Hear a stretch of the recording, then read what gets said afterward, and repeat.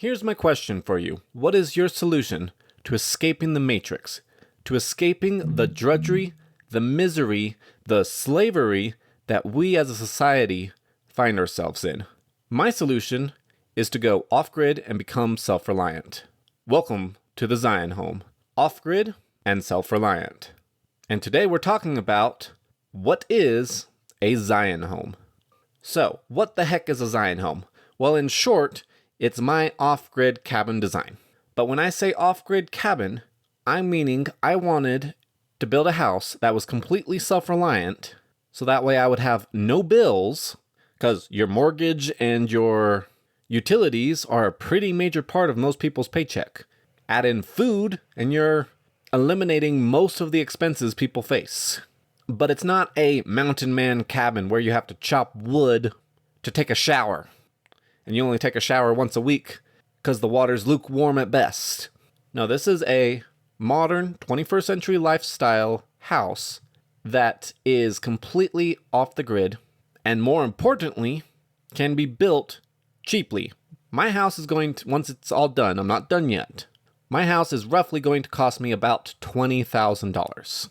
That's completely done. That's including the solar panels, the windmill, the appliances, the flooring, completely move-in ready.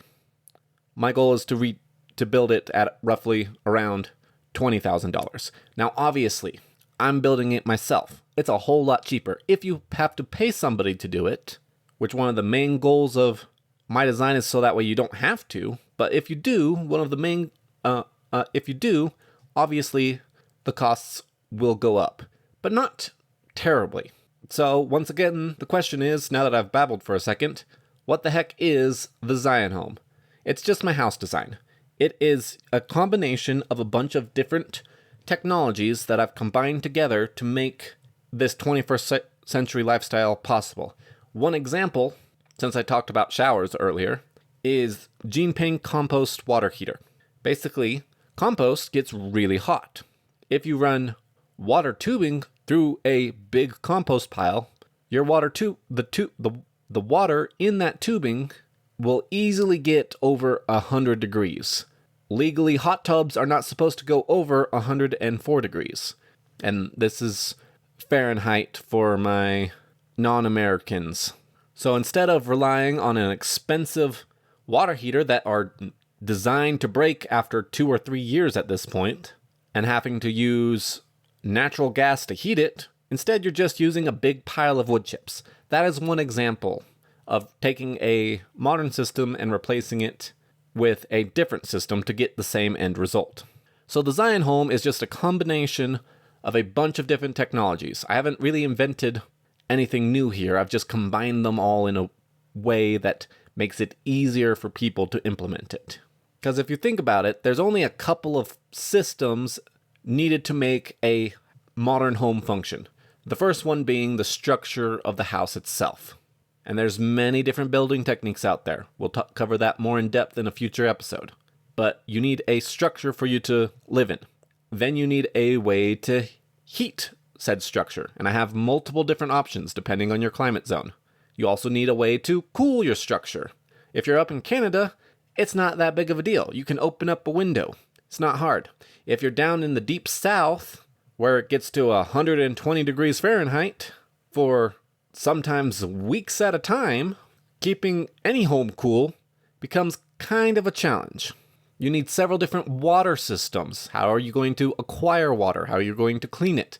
How are you going to dispose of the dirty water? You need a way to heat your water. You need a way to heat your food. You need a way to cool your food. Electric fridges use a lot of power, and if your power is reliant on just solar, it can get a little tricky. And speaking of power, you need a way to generate electricity. You need a way to store that electricity. And that's just the systems of the house.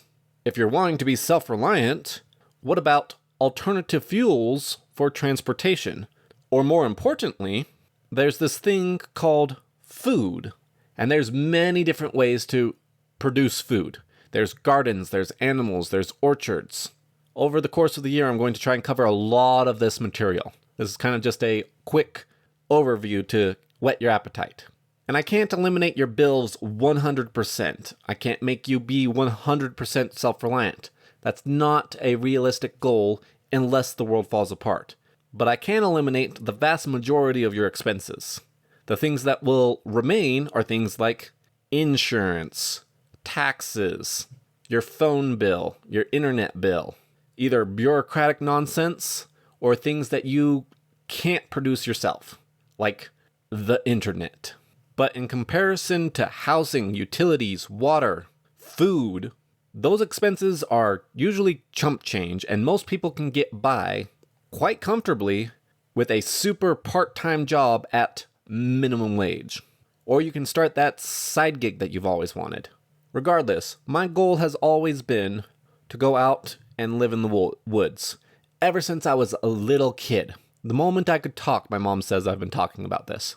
My goal is to just show you how.